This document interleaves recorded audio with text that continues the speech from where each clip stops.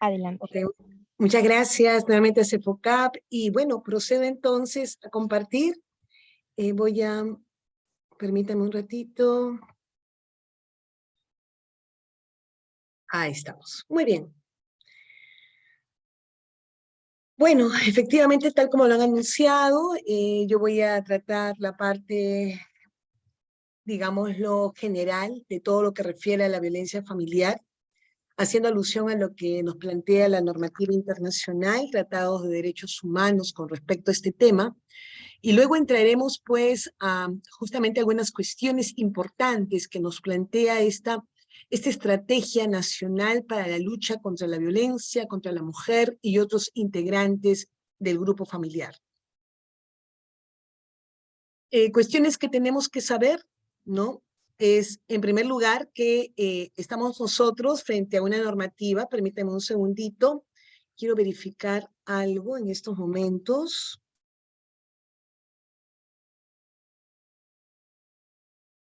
Permítanme, ya, está bien, sí, justamente conforme lo había planteado, sí. Ok, es importante saber que en realidad la normativa que rige el tema de violencia contra la mujer y otros integrantes del grupo familiar es la Ley 30.364. Pero tenemos un texto único ordenado, que es el Decreto Supremo 004-2020 que en este texto único ordenado se han logrado consolidar todas las normas que refieren a la temática, es decir, la 30364 con sus respectivas modificatorias. Por eso no nos asombre que en distintos momentos vamos a también mencionar el Decreto Supremo 004-2020. Cuando hablamos nosotros de la finalidad de la intervención, justamente en lo que es violencia familiar, tenemos nosotros que reconocer que hoy en día, en parte de toda esa estrategia que ha establecido nuestra normativa, es entender que hay en realidad dos finalidades claramente diferenciadas. Una finalidad inmediata y una finalidad mediata, como está dicho ahí. La finalidad inmediata es implementar una estrategia para el cese de la violencia. O sea, lo que se busca es, con la intervención, que vamos a ver, pues, de manera general, cuáles son las características de este proceso de tutela urgente, como se le conoce. Lo que se busca es, como les digo, adoptar una estrategia que favorezca a que la víctima no vuelva a constituirse en víctima. Y de esa manera lograr recomponer a la familia, ¿no? Sabemos que si existe un sujeto agresor, hay que tomar medidas con respecto a este sujeto agresor porque este está haciendo que la familia se constituya en un espacio disfuncional para el desarrollo integral de sus miembros. Entonces, la finalidad inmediata es la adopción de medidas de protección y de manera conjunta medidas cautelares como parte, repito, de una estrategia para generar el cese de la violencia.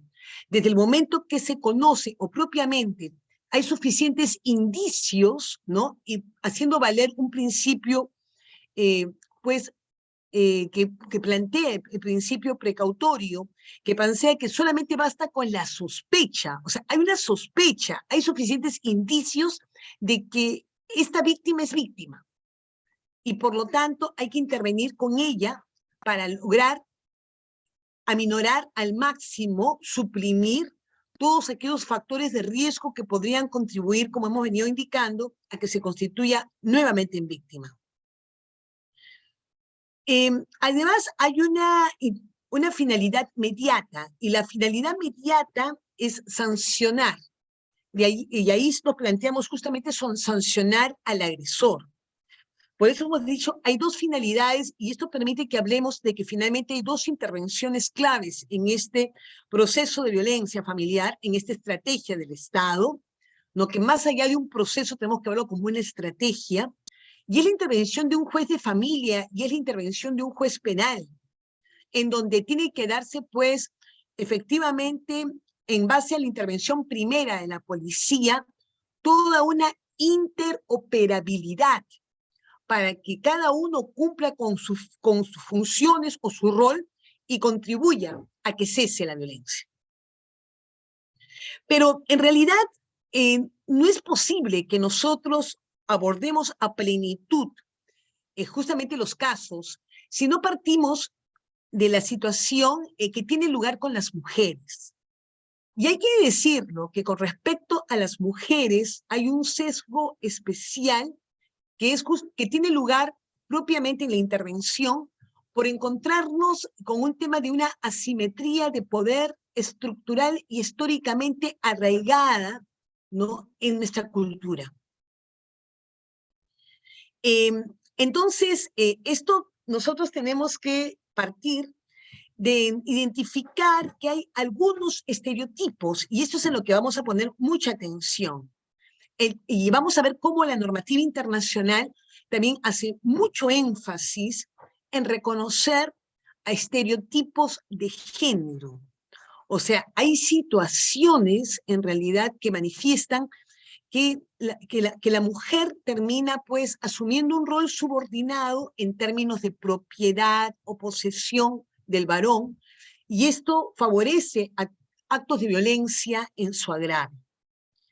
Entonces, cuando nosotros nos encontramos frente a violencia en agravio de una mujer, primero tenemos que, en realidad, apostar por probar si hay violencia basada en género, como sucede en el feminicidio, ¿no? Cuando se da muerte a una mujer, lo primero que se plantea, ¿no?, cuando hay justamente, cuando se ha dado muerte a una mujer, cuando ha habido un homicidio, lo primero que se plantea es feminicidio. O sea, hay una presunción primera para poder aportar en en el acopio de medios probatorios que nos ayudarían a verificar que efectivamente estamos frente a la vigencia de estereotipos de género que favorecieron la muerte de la mujer.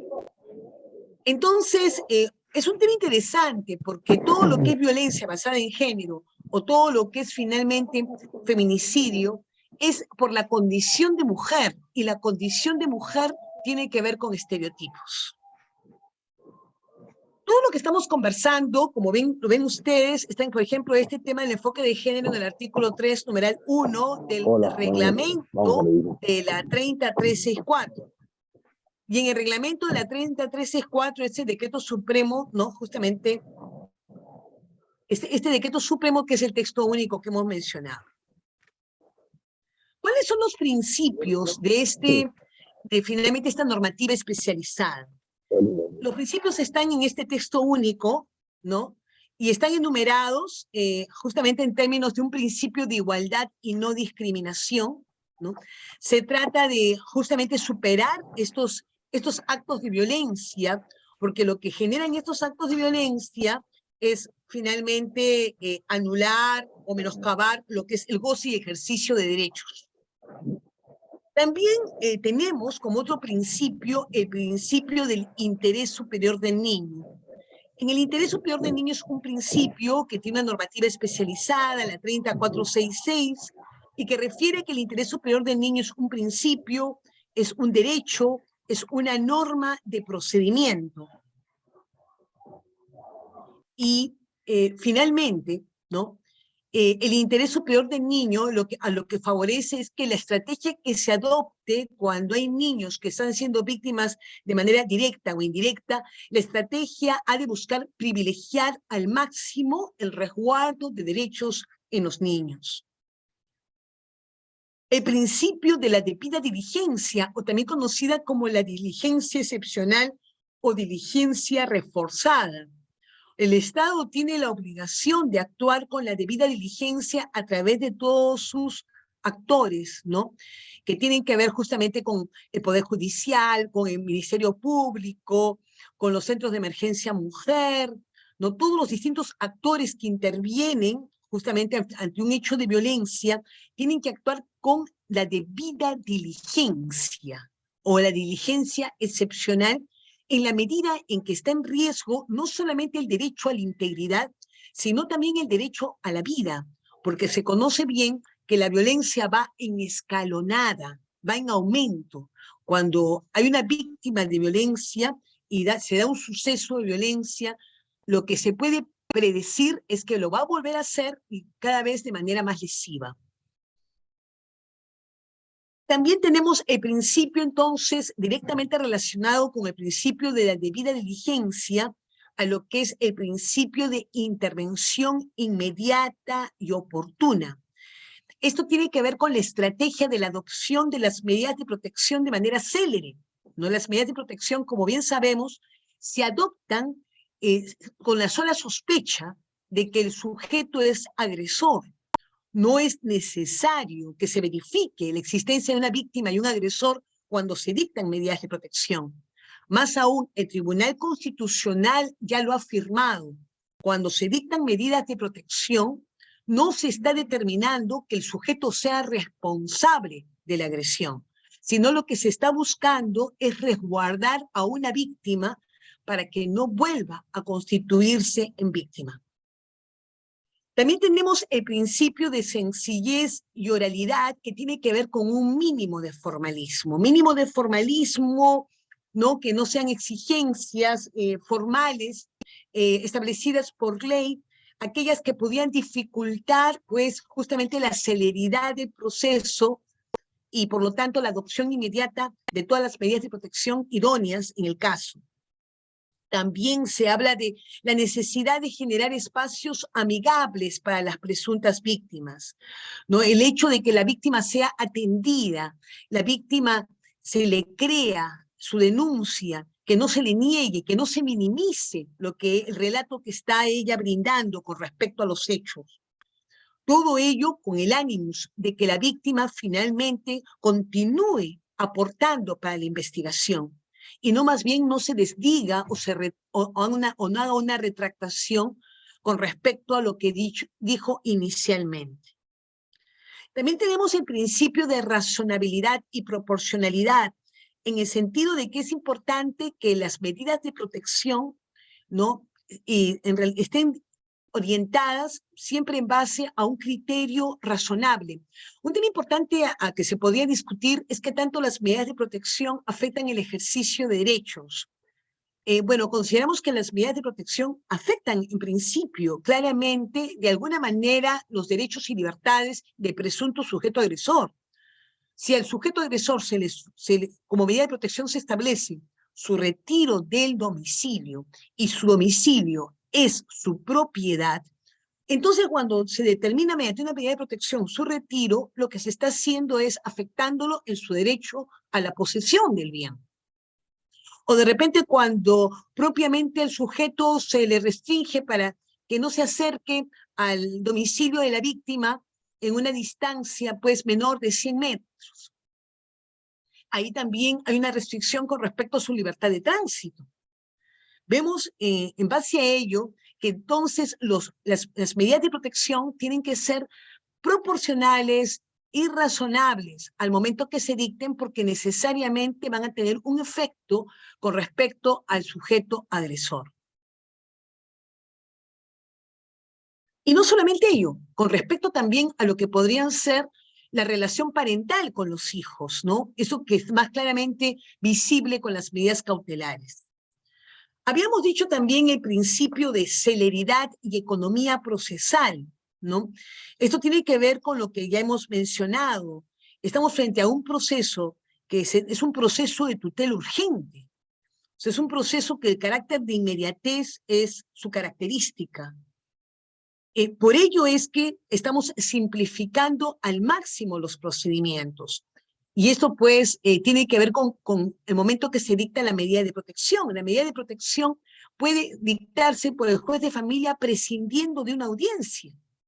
Le será suficiente justamente la información recogida en el instrumento de valoración de riesgo y de repente, pues, la verificación de antecedentes judiciales, policiales, penales y otras cuestiones, pues, que pueda lograr con prontitud en términos de información. Pero la inmediatez aquí es lo crucial. Y por lo tanto, lo que se plantea es que se limita o posterga la bilateralidad o lo que es propiamente el principio de contradicción, como veremos más adelante. Otro tema también importante es el principio de dirección y actuación de oficio. Sabemos pues que la autoridad judicial debe tener una actitud activa y comprometida con el proceso. no debe ceñirse a lo que es propiamente el impulso de parte, sino que podrá actuar de oficio para brindar protección, y no solamente ello, sino también para variar su estrategia de protección.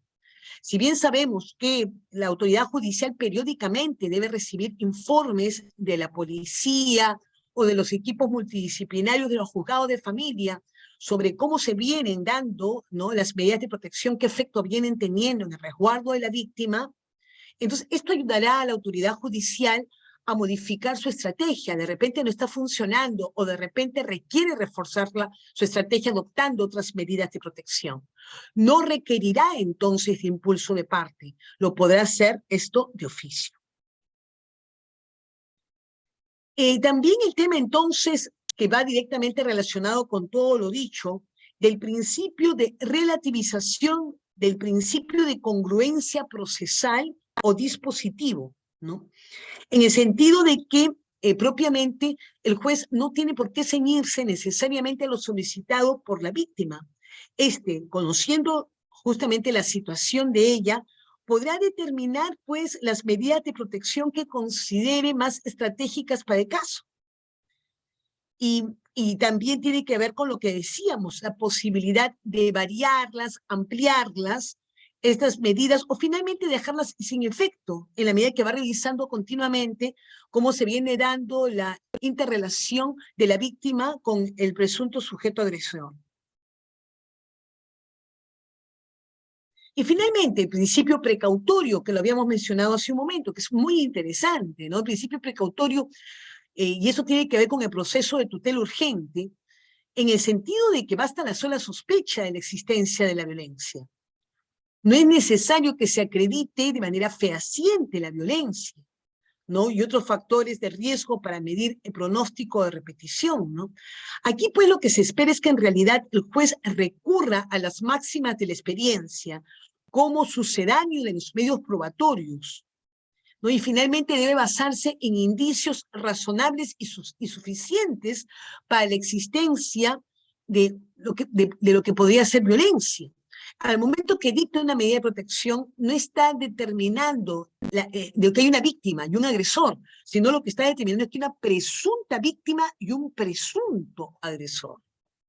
Quien determinará que finalmente estamos frente a un agresor y una víctima será el juez penal. El juez penal, cuando justamente se haga la denuncia respectiva de este delito y se hayan ventilado pues el proceso con todos los medios probatorios aportados, y ahí haberse creado pues el juez convicción de que efectivamente está frente a un agresor y determinar en sentencia ello. Entonces, en la aplicación de principio precautorio, basta la sospecha, como hemos dicho, de la existencia de violencia. No es necesario exigir que se acredite fehacientemente la violencia y o los factores de riesgo para poder medir un pronóstico de que esto se repita. Como hemos dicho, el juez debe recurrir a las máximas de la experiencia como sucedáneo en los medios probatorios y establecer las medidas de protección conforme a indicios razonables y suficientes. Entonces nos hemos referido, cuando hablamos de violencia familiar, cuál es la estrategia, todos estos principios, pero también la normativa establece en este texto único ordenado los enfoques.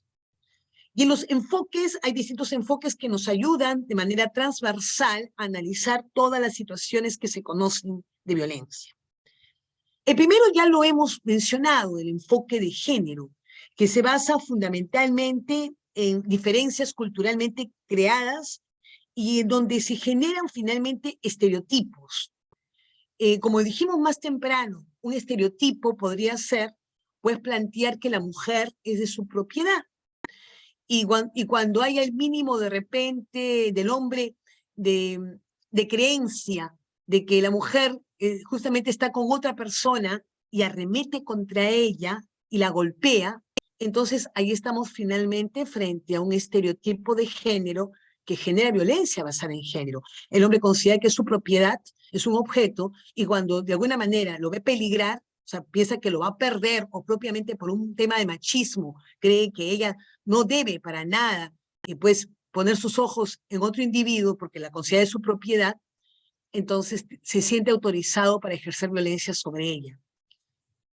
Un tema interesante, yo recuerdo justamente cuando iniciaba justamente en estos temas, estamos hablando del 96, 97, cuando estaban pues justamente la primera normativa referida a violencia familiar vigente y se establecía que el fiscal podía propiciar una conciliación, porque inicialmente nuestra normativa hablaba de la posibilidad de una conciliación de presunto sujeto agresor con la víctima, ¿no?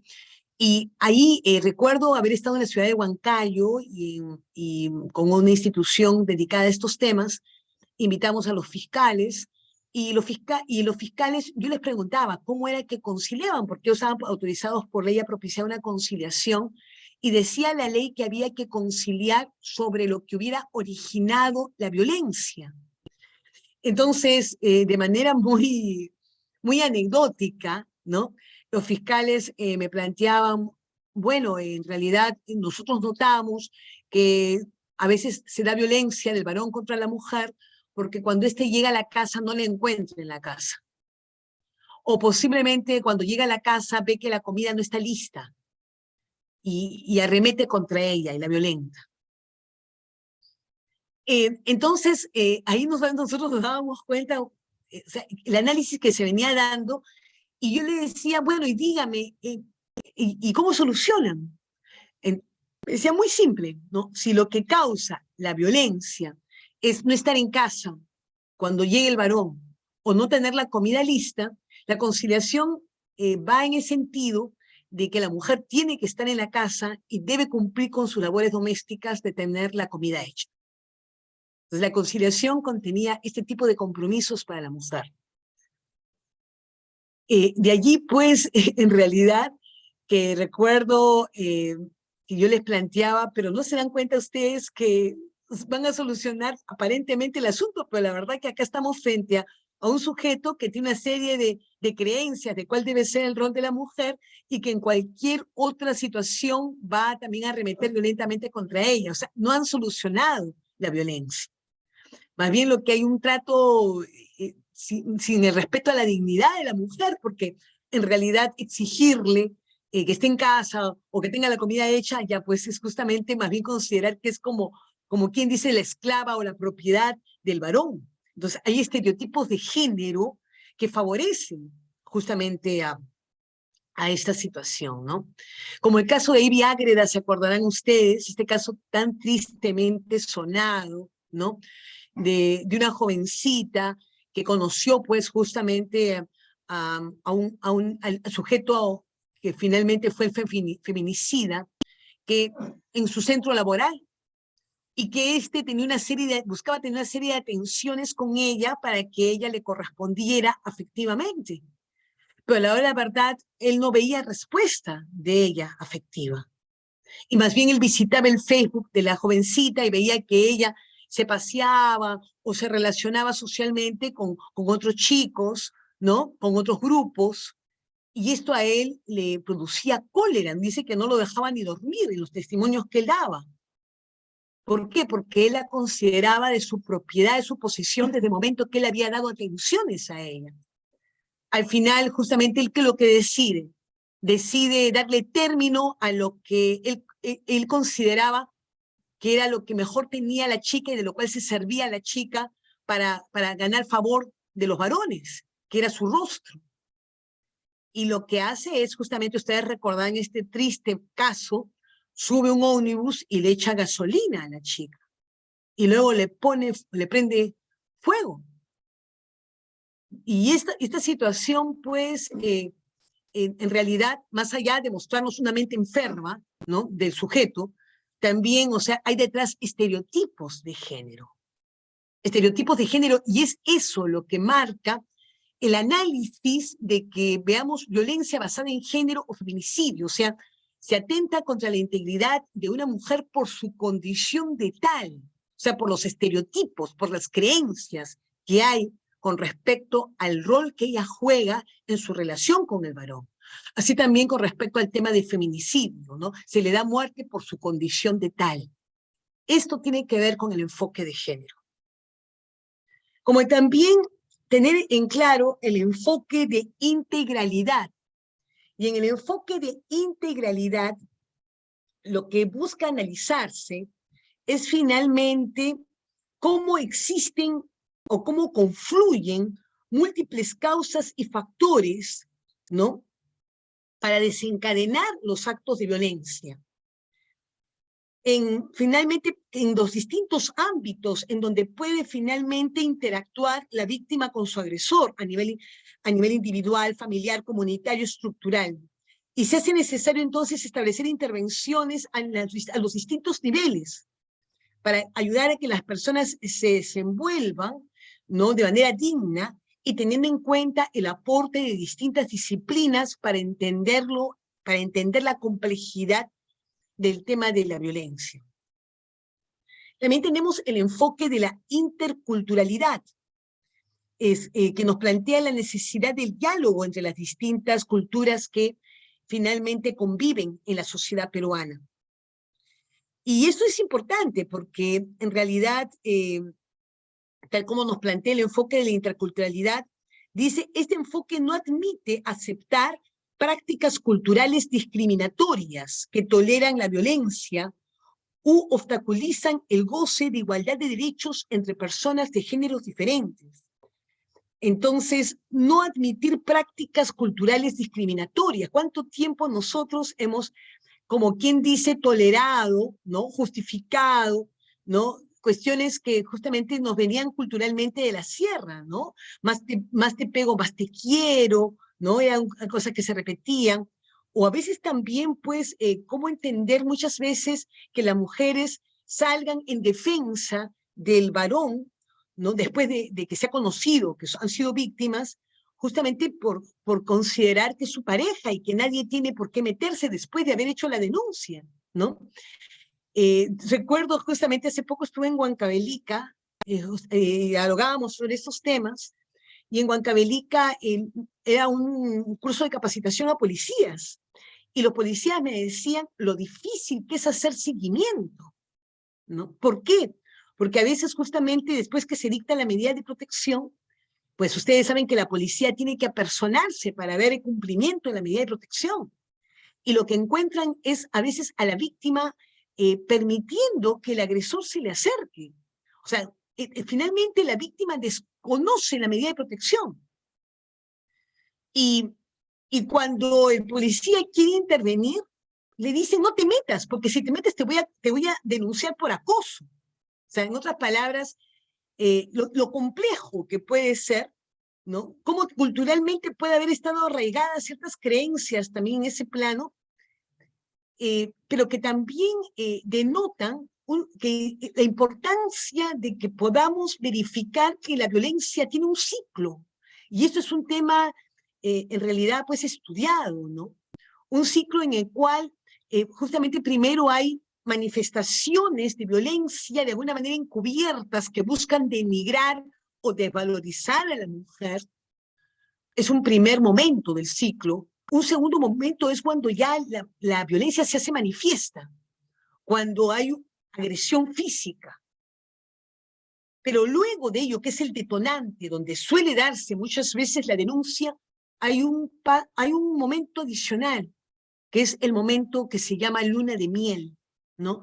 Cuando finalmente el varón agresor le pide perdón, cuando la víctima acepta el perdón y vuelven a una relación de convivencia. Pero digámoslo así, lo peligroso o la cuestión a destacar es que como estamos en un ciclo, o sea, nuevamente lo que se va a dar es otro episodio de violencia.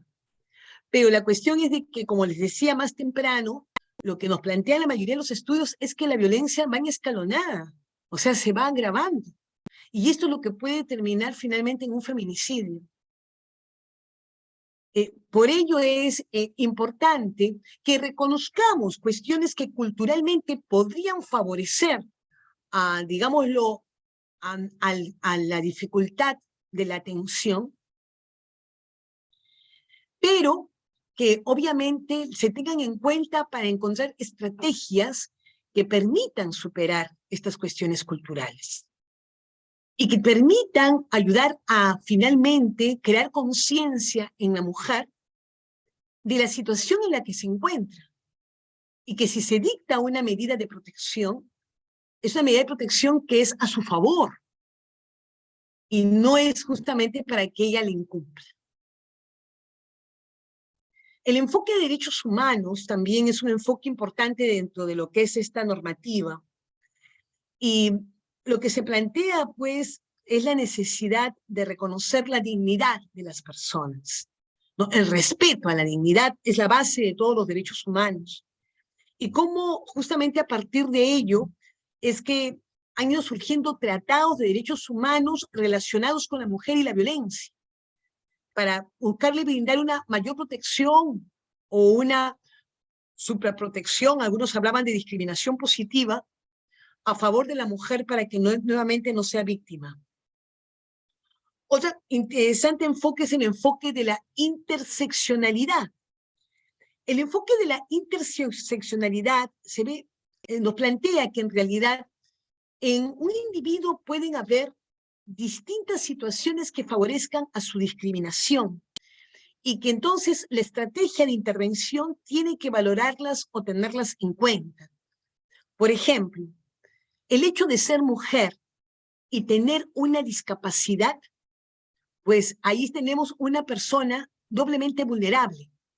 Pero si a ello le sumamos mujer con discapacidad, niña o adolescente, o estamos hablando en edad puber o prepuber, terriblemente vulnerable, y más para lo que es violencia sexual. Entonces, ¿cómo se pueden ir sumando distintos factores o identidades que finalmente contribuyen, o el hecho de ser mujer y estar privada de libertad? Esto también, o sea, es parte del enfoque de la interseccionalidad para buscar, como hemos dicho, plantear la mejor estrategia de intervención. A su vez también el enfoque generacional, ¿no? Aquí es fundamental reconocer las distintas convivencias que se dan en un ámbito familiar o social de las distintas edades, ¿no? Hay distintos grupos etarios con sus propias características y cómo éstas finalmente interactúan. Y lo vulnerable que puede ser, los grupos más vulnerables que suelen ser los niños, los adolescentes y los adultos mayores, dentro de una dinámica familiar que podría constituirse finalmente en violenta. Bueno, en realidad cuando hablamos de género y hablamos de igualdad de género, es importante que para lograrla planteemos dos cuestiones, que lo vamos a volver sobre esto más adelante. La primera es que lo que apuntalamos es a superar toda discriminación hacia las mujeres, pero no solamente ello, sino también erradicar, como lo hemos venido diciendo, estereotipos de género. Esto va a dar lugar a una igualdad de género. Ahora, una cuestión que también dos cuestiones sobre las cuales podríamos incidir. Una de ellas es que obviamente cuando hablamos de igualdad, estamos hablando de igualdad de oportunidades, ¿no? Para lograr que se supere cualquier manifestación de discriminación. Pero justamente no estamos hablando de que el hombre y mujer sean iguales, de plano no lo son, y no lo podrían ser nunca. Porque en base a lo que es la biología, las neurociencias, en base a lo que es la psicología y todas las disciplinas y ciencias nos plantean que el hombre y la mujer son distintos, pero son distintos y esto no está mal. La cuestión es de que somos iguales en el respeto a nuestra dignidad, en nuestra condición humana. Esto es una cuestión importante a tener en cuenta. Y esto nos lleva también a entender que también puede haber violencia basada en género en agravio del varón. No solamente en agravio de las mujeres, sino en agravio también del varón. Cierto que hemos enfatizado más desde el momento que hemos iniciado esta sesión en el tema de la mujer. Pero ¿me pueden decir ustedes que no hay violencia basada en género en relación al hombre? Claro que la hay.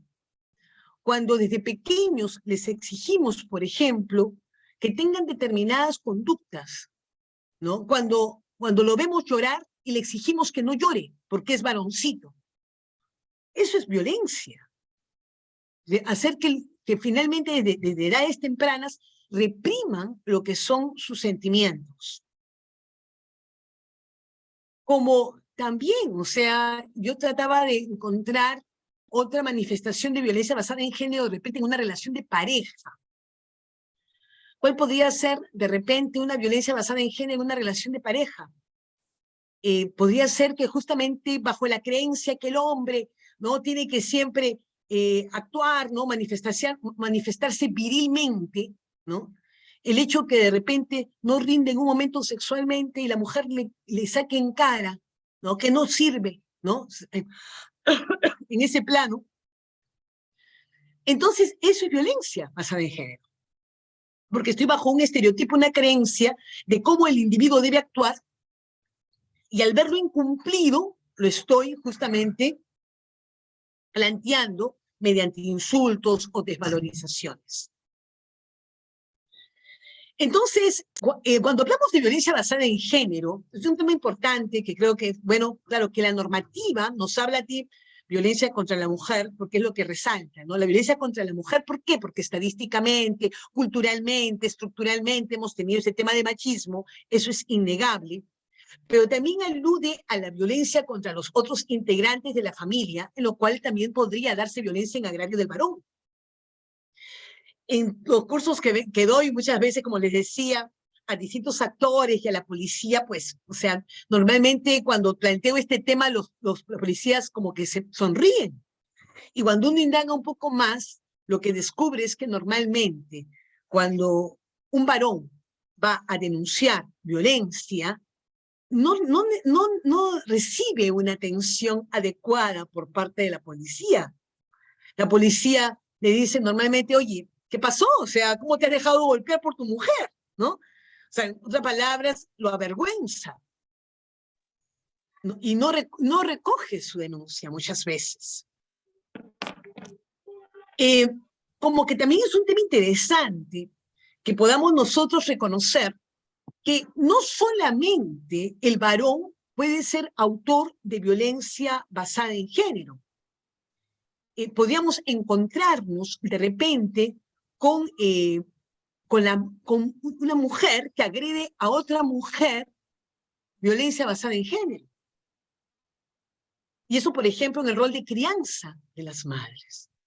Pueden también ejercer justamente este rol permisivo que se suele dar a veces más a los varones de repente, para que justamente lleguen más tarde de los compromisos sociales, y con respecto a las chicas es distinto y se les golpea por esto.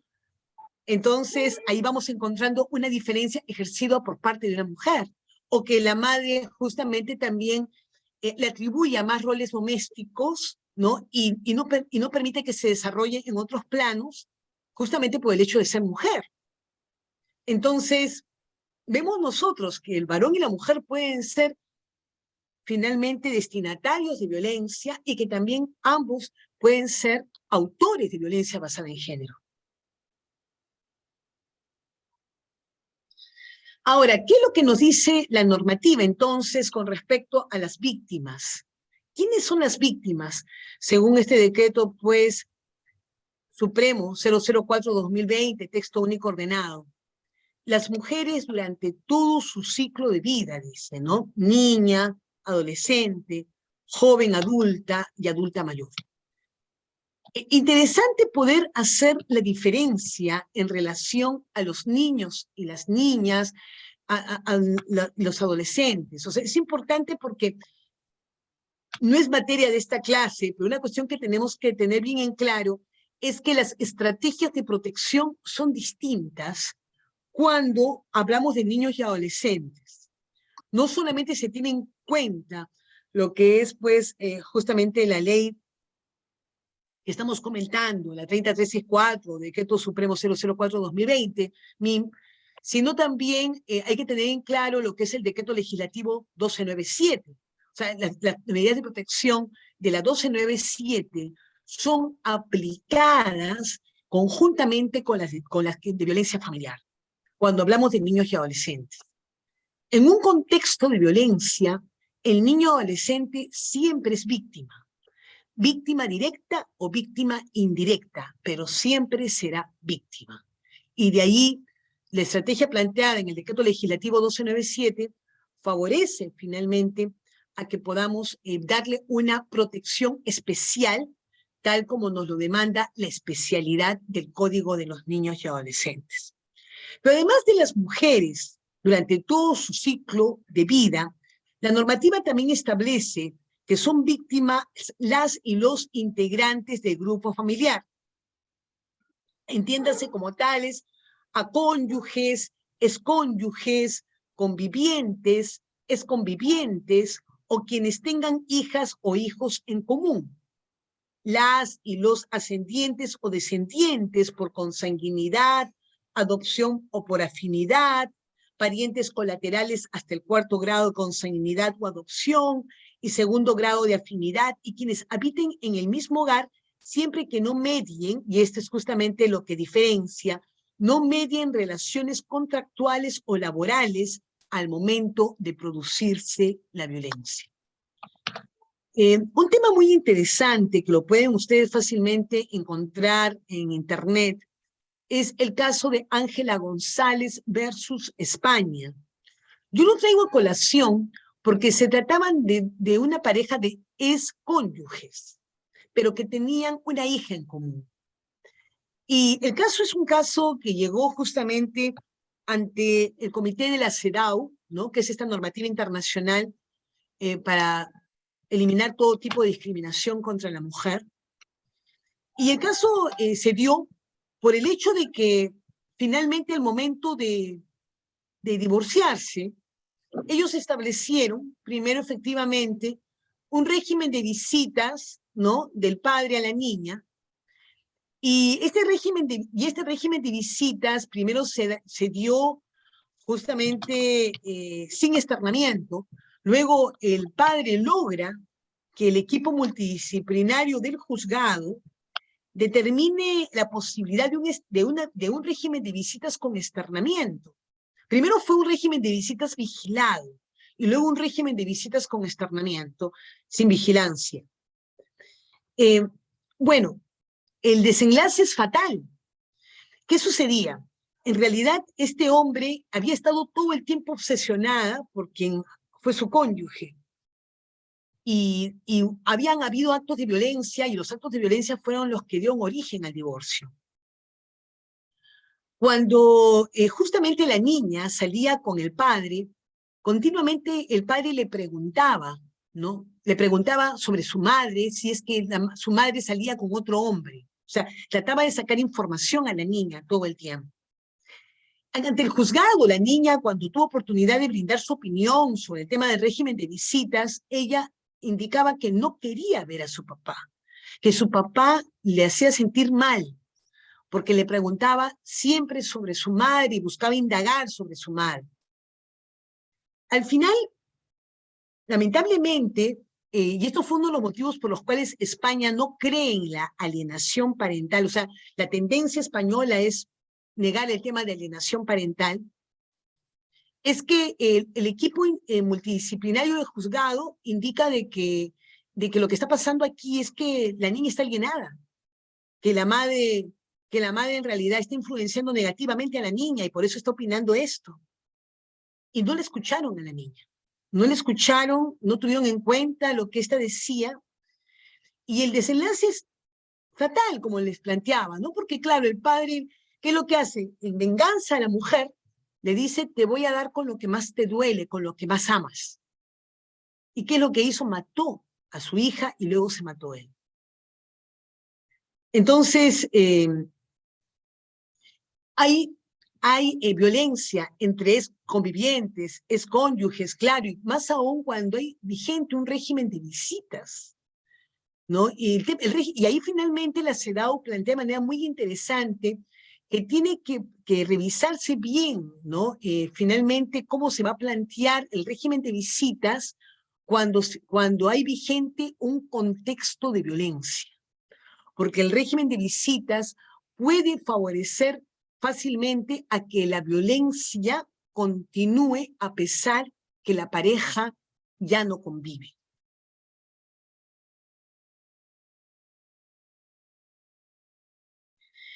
Y hablamos entonces, en base a lo que venimos conversando, de distintos tipos también de víctima, ¿no? Podemos hablar de víctima directa. A la mujer durante todo su ciclo de vida, ¿no? Que ha finalmente, o integrante del grupo familiar, que ha sufrido daño ocasionado por cualquier acción u omisión identificada como violencia. Eso es finalmente víctima directa. Pero una víctima indirecta pueden ser en principio las niñas, niños y adolescentes, que también pueden ser obviamente los niños y adolescentes víctimas directas, pero también se pueden constituir en víctimas indirectas. A las niñas, niños y adolescentes que hayan estado presentes en el momento de cualquier acción o omisión identificada como violencia, o que hayan sufrido daños por haber intervenido para prestar asistencia a la víctima, o por cualquier otra circunstancia en el contexto de la violencia. Esto me hace recordar a dos cuestiones, ¿no? O sea, a veces lo que se plantea es, la pregunta es, para ser víctima indirecta, ¿tiene que ser testigo directo? O sea, en otras palabras, estar en el lugar de los hechos de manera presencial. ¿De qué manera? ¿En el mismo espacio físico, en otro espacio físico? ¿Qué implica ser víctima indirecta, ¿no? Una pregunta que podríamos plantearnos ¿es víctima indirecta el niño que de repente no presencia, ¿no? Visualmente lo que es la agresión que sufre su madre, pero sí escucha los gritos, escucha llantos, escucha que se rompen las cosas? Entonces es finalmente, definitivamente una víctima indirecta. Todo el miedo que puede sentir el niño al escuchar todo esto, ¿no? Entonces constituyen víctima indirecta. Ahora, por defender también, ¿no? Haber intervenido, esta asistencia a la víctima, ¿no? Eso también, o sea, suele pasar, ¿no? Niños que justamente al ver que su padre está golpeando a su madre, lo que buscan es intervenir, ¿no? Buscan intervenir y muchas veces es justamente golpeado para alejarlo. Todas estas son situaciones que se constituyen también en manifestaciones de víctima. A las niñas, niños y adolescentes, personas adultos mayores y personas con discapacidad dependientes de la víctima. También hijos, hijas mayores de edad que cursen estudios y personas mayores de edad dependientes, ¿no? Teniendo pues en cuenta finalmente que podemos encontrarnos con adultos mayores, podemos encontrarnos con personas con discapacidad que terminan viviendo en este espacio de crisis familiar, de conflicto, ¿no? Y esto cuánto termina finalmente dañándonos, ¿no? Terminan constituidos entonces en víctimas indirectas. El caso que dije, me ha escrito justamente participante Ángel Palpa, el caso que planteé fue el caso de Ángela González versus España, que llegó ante el comité de la CEDAW. Gracias por preguntar. Se nota entonces que están atentos y cualquier cosa, por favor, para que lo repita, se puede dar. Bueno, en la condición de miembro o integrante de un grupo familiar, ¿no? Que son las víctimas finalmente directas o indirectas, puede darse justamente en una relación de responsabilidad, en una relación de poder o en una relación de confianza. En otras palabras, cuando hablamos de violencia a integrantes del grupo familiar, son estos tres niveles los que habrán que analizar. ¿Qué tipo de relación tenía finalmente la víctima con su agresor o el agresor con su víctima? Cuando hablamos, por ejemplo, de niños, en lo que es la relación parental, ¿no? Y la crianza de los padres, cuando muchas veces, pues lamentablemente no hay pautas de crianza adecuadas y el padre terminan arremetiendo con violencia física sobre sus hijos. Bueno, lo que vemos ahí es que definitivamente hay una relación de responsabilidad y también relación de poder, ¿no? Y podríamos, ¿no? Y cuando hay, por ejemplo, agresión sexual, ¿no? Hay una relación de confianza, le llaman eh, prevalimiento le llaman a esto, cuando valiéndose de una relación de confianza de los padres o padrastros, arremeten sexualmente contra sus hijos, ¿no? Prevalimiento, y es una relación de confianza que favoreció finalmente este tipo de violencia con respecto a los integrantes del grupo familiar.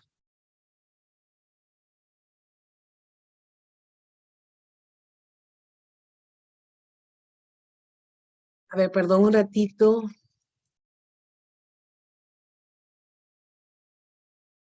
Ahí estoy poniendo el caso, lo estoy tipeando para que lo puedan tener todos y pueda ser, para que lo puedan buscar. Es un caso muy interesante, deja muchas lecciones aprendidas eh, y puede ser citado. Yo tuve la oportunidad de citarlo en un caso que tuve algo similar, ¿no? En donde eh, efectivamente, miren, el caso que yo llevé es un caso que me hizo recordar mucho al caso de Ángela González. La madre, bueno, estaban divorciados los padres, y la madre me cuenta, porque ella justamente la persona que yo patrocino su caso, que, que su ex cónyuge era un hombre violento y que ella efectivamente llegó a denunciar, pero por algún caso, creo que porque ella no continuó, justamente no llegó a brindar su declaración, pero de una declaración inicial, eh, justamente hizo la denuncia, pero luego, después de hacer la denuncia, cuando fue citada para brindar su declaración, parece que no llegó a ir, pero ella me contó que justamente en su caso, el, su ex cónyuge la maltrataba, la violentaba, al punto tal que intentó ahorcarla en una oportunidad. La mujer tenía mucho miedo con respecto al sujeto, en el sentido de que ella no quería que su hija saliera sola con él. La niña tiene actualmente 8 años, él inició justamente eh, acciones para lograr un régimen de visitas con externamiento desde que la niña tendría pues 6 años, pero ella logró en algún momento mostraran mediante una denuncia de violencia familiar en agravio de su hija, que en una salida que tuvieron juntos, el padre arremetió violentamente, no físicamente, pero sí con un trato muy, digámoslo, muy autoritario, y no solamente autoritario, sino agresivo contra su hija. Y esto se ventiló finalmente en la parte penal del proceso. Y, y lo que yo traté de argumentar en su momento fue que este caso me hacía recordar mucho el caso de Ángela González, ¿no? Porque se trataba de un tipo violento, un tipo que quería a toda costa el régimen de visitas con externamiento, quería estar a sola con su hija, ¿no? Pero la cuestión es de que era una persona que ya tenía antecedentes de violencia y que ya tenía manifestaciones de violencia en agravio de su hija. Eh, entonces, bueno, en realidad todavía seguimos con este proceso, ¿no? Pero en realidad lo que lamenté mucho fue de que nos negaran inicialmente medidas de protección, pero yo apelé, y al momento de apelar nos dieron la razón en términos de medidas de protección, pero que no afectaban el régimen de visitas, ¿no? Sencillamente que deje el individuo de ejercer violencia. Se indicó esto, y que se someta a un tratamiento psicológico, ¿no? No dijo nada ahí, ni en primera instancia, ni tampoco en instancia de vista, no se dijo nada con respecto a lo que era el régimen de visitas, en lo que podrían ser medidas cautelares, ¿no? Porque estaba todavía en proceso el pedido del padre de un régimen de visitas, en otro proceso obviamente civil.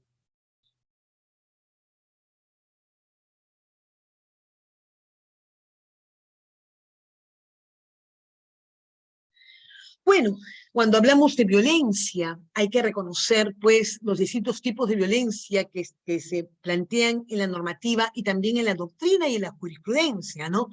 Hablamos de violencia física cuando es la acción o conducta que causa daño a la integridad corporal o a la salud. Aquí se incluye, por ejemplo, el maltrato por negligencia, el descuido o privación de las necesidades básicas, ¿no? Maltrato por negligencia puede ser que tenga lugar con no brindar atención adecuada a un niño pequeño, ¿no? No darle, pues, justamente todas las atenciones que implica de repente ver por lo que es su cuidado, su alimentación, ¿no? Igual justamente con respecto a adultos mayores en lo que refiere a la privación de sus necesidades básicas, darle las medicinas que necesita, ¿no? Que haya ocasionado daño físico o que puedan llegar a ocasionarlo sin importar el tiempo que se requiera para su recuperación, ¿no? Esta es la definición que tenemos de violencia física. Cuando hablamos de violencia psicológica, es la acción o conducta tendiente a controlar o aislar a la persona contra su voluntad, a humillarla o avergonzarla y que puede ocasionar daños psíquicos. Daño psíquico es la afectación o alteración de alguna de las funciones mentales o capacidades de la persona, producida por un hecho o un conjunto de situaciones de violencia, que determina un menoscabo temporal o permanente, reversible o irreversible del funcionamiento integral previo. Yo en estos momentos estoy justamente llevando un caso que estamos argumentando, un tema muy, muy interesante en realidad, les comento, miren, este caso, ¿no? Es el padre lo que ha hecho es denunciar a la madre y también al padrastro por haber ejercido violencia psicológica mediante alienación parental, ¿no? En este caso, estoy llevando, efectivamente, ahí se ha podido recoger en otros procesos que se han llevado a cabo, porque la madre también lo denunció anteriormente al padre por violencia, se tomaron exámenes psicológicos a la madre y a la niña, y en el informe psicológico consta que la madre efectivamente busca apartar a la niña de su padre, que tiene toda una estrategia para desvalorizar al padre. Y esto se arroja de los informes, que se han sido consignados obviamente en lo que es la denuncia por violencia familiar. Pero no solamente ello, hay un correo electrónico de la niña dirigida al padre. Y en el correo electrónico, la niña, además de plantearle de manera muy irrespetuosa, hablar de manera muy dirigirse de manera muy irrespetuosa a su padre, diciéndole que en primer lugar, él no es su padre de corazón, que su padre de corazón es su padrastro y que él sencillamente le dio vida, ¿no? Y que para ella eso no es importante, y le habla de dolor, de sufrimiento. Que no se puede imaginar él cuánto dolor y sufrimiento le ha causado en su vida, desde edades tempranas, porque él se acercaba, por ejemplo, a su casa con policía. Claro, se acercaba para hacer constataciones policiales, porque la madre no le dejaba, pues, visitar a su hija. Entonces, tenemos cómo todo esto comenzó hace 8 años atrás. En estos momentos ella ya tiene 15 años y le escribe un email de esta naturaleza al padre. O sea, le habla de dolor, le habla de sufrimiento. Y todo porque la madre ha encontrado, al igual que el padrastro, estrategias para alejar al padre. Y de esta manera, entonces, está claro que hay un tipo de violencia psicológica. Y esta violencia psicológica mediante la alienación parental. Vamos a ver cómo nos va. Hemos tratado de plantearlo de la mejor manera esta denuncia, pero yo creo que hay suficientes medios probatorios para poder determinar la existencia de violencia psicológica. Y finalmente la violencia sexual, además de la patrimonial, ¿no? La violencia sexual son acciones de naturaleza sexual que se cometen contra una persona sin su consentimiento o bajo coacción. Incluyen actos que no involucran penetración o contacto físico alguno. Asimismo, se consideran tales la exposición a material pornográfico y que vulneran el derecho de las personas a decidir voluntariamente acerca de su vida sexual o reproductiva, a través de amenazas, coerción, uso de la fuerza o intimidación. Tema importante, ¿no? Este tema que nos plantea de que no involucra necesariamente el tema de la penetración o contacto físico. O sea, nos están hablando del abuso sexual, que puede tener lugar también, y es, se ve con cierta frecuencia con respecto a los niños y adolescentes. Y yo he visto, pues, justamente expedientes, procesos judiciales en donde efectivamente el autor de la agresión sexual ha tenido oportunidad primero de tantear a su víctima y de ir imponiendo la ley del silencio, ¿no? Entonces, claro, y esto estadísticamente, y esto nos lo plantea la criminología, y es un tema muy duro, ¿no?, de reconocerlo, pero normalmente los niños, especialmente las niñas en edad puber, son las principales víctimas de violencia sexual. ¿Y quién suele ser más el autor de este tipo de violencia? Los padrastros. No estoy satanizando, por favor, a los padres afines, a los padrastros, pero lamentablemente, estadísticamente, son los que más arremeten sexualmente contra la niña. Puede haber mucha cifra oscura, cosa no denunciada, ¿no? Yo solamente le estoy hablando de lo que se conoce estadísticamente.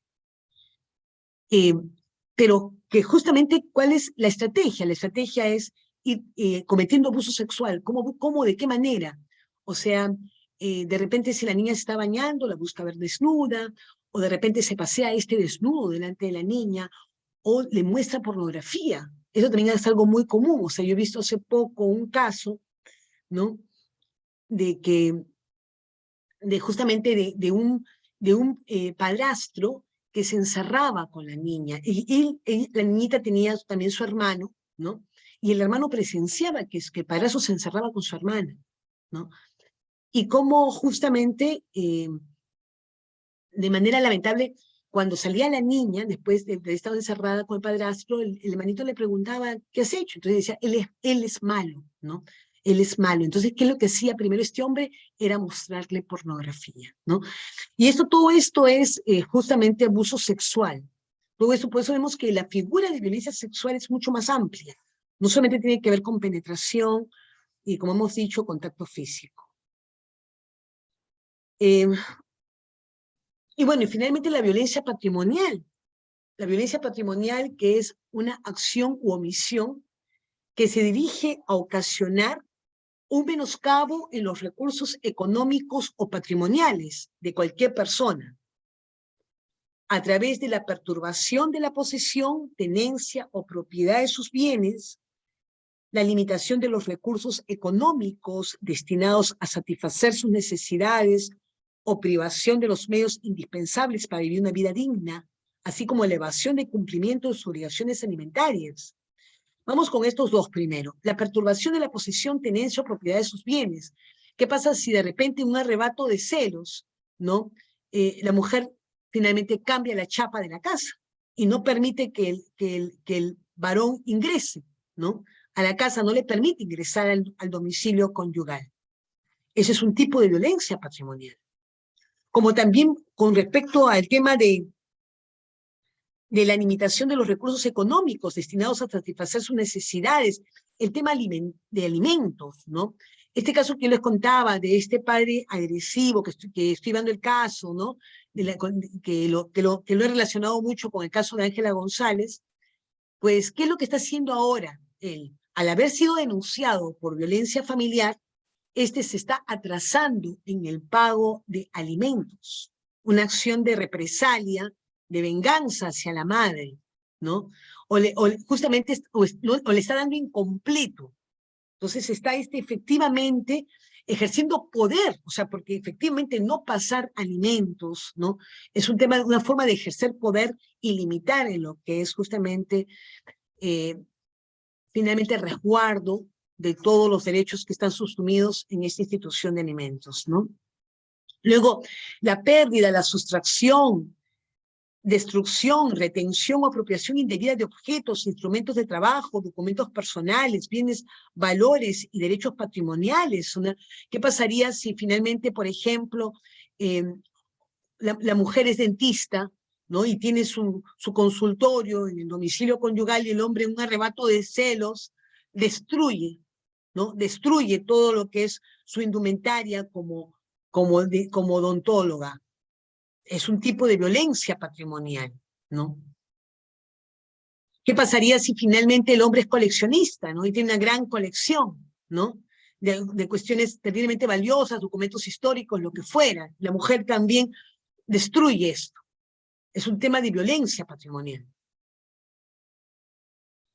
También la limitación o control de sus ingresos, así como la percepción de un salario menor por igual tarea dentro de un mismo lugar de trabajo, ¿no? Y eso justamente tiene que ver con relaciones de otro tipo, no tanto conyugales. Muy bien, entonces, en cuanto a la denuncia, ¿no? Que nos vamos a quedar casi pues al inicio de lo que vendría a ser la activación del proceso. La denuncia, como sabemos, puede ser presentada por la víctima o por cualquier otra persona en su favor y hasta inclusive por la propia Defensoría del Pueblo. Sabemos muy bien que la facilidad que se da para la denuncia es justamente que pueda ser de manera verbal o escrita y puede ser dada ante la policía, ante la fiscalía o ante el propio juzgado de familia. Lo importante es que al momento que se recepcione la denuncia, pues haya la posibilidad de aplicarle el instrumento de valoración de riesgo. Y también una cuestión importante es que la presencia de la Fiscalía de Familia es obligatoria en todas las etapas cuando se trate de que la víctima es un menor de edad. Muy bien, por ahí están levantando la mano. Yo gustosa de atender. ¿Sí?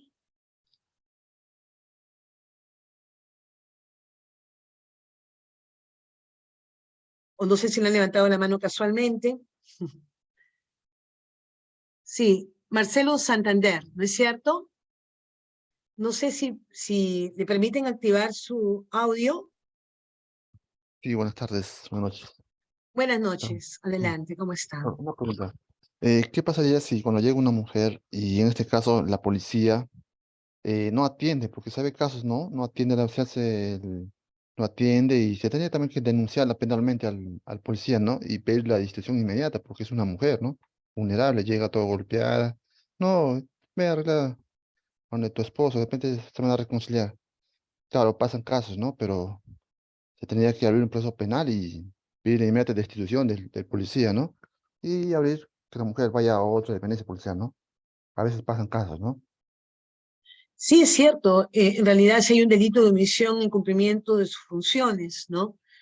Es un delito, omisión en cumplimiento de sus funciones, que en este caso es justamente ver por brindar la atención a la presunta víctima que está buscando auxilio. Y el auxilio que tiene que brindar en primer lugar la policía es la aplicación de ese instrumento de valoración de riesgo y el inmediato conocimiento del juzgado de familia para el dictado de las medidas de protección. Gracias por su pregunta. Me parece que alguien más estaba levantando la mano.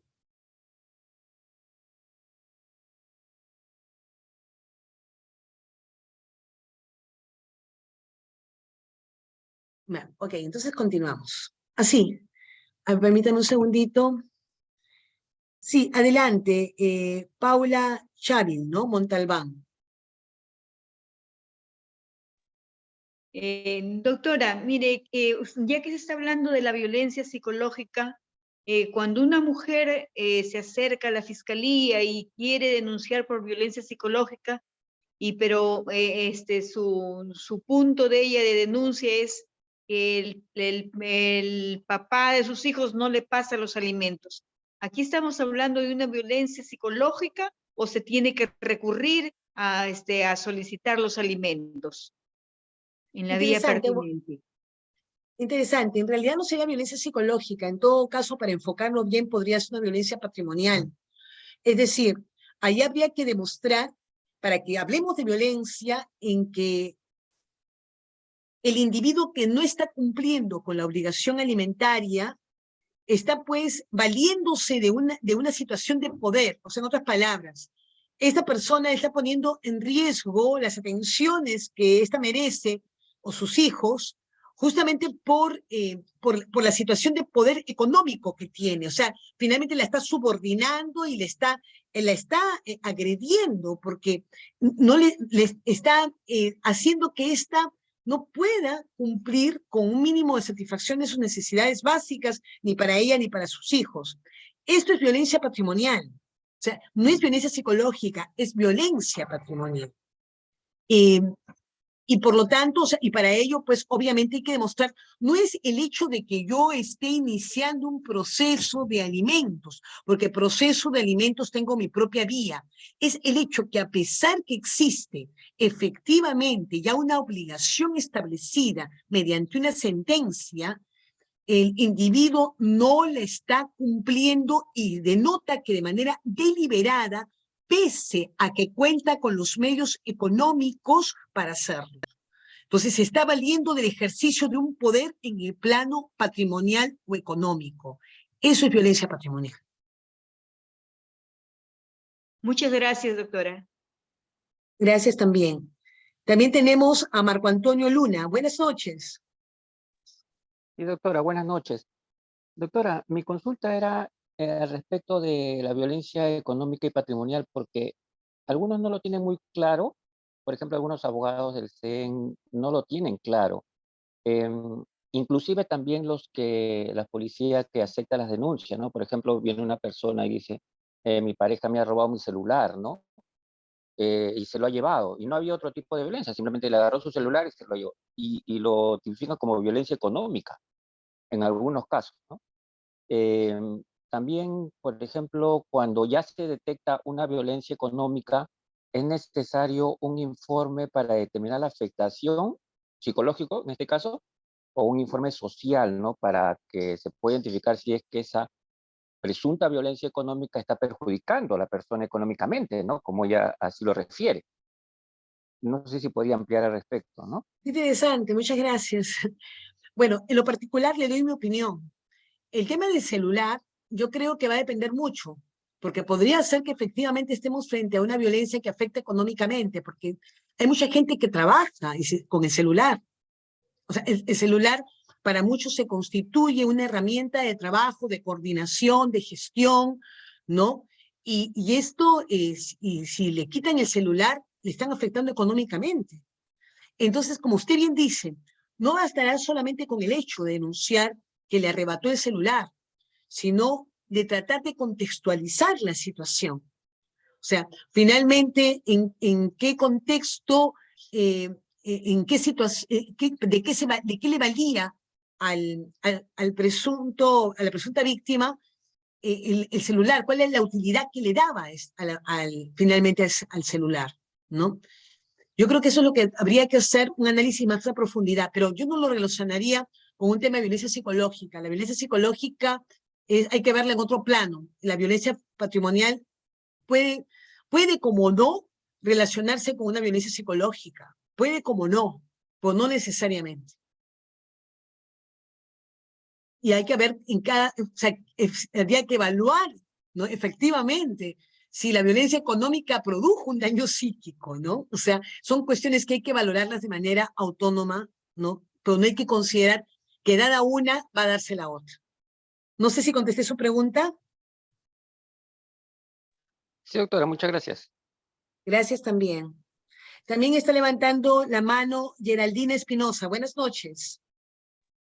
Buenas noches, doctora. Eh,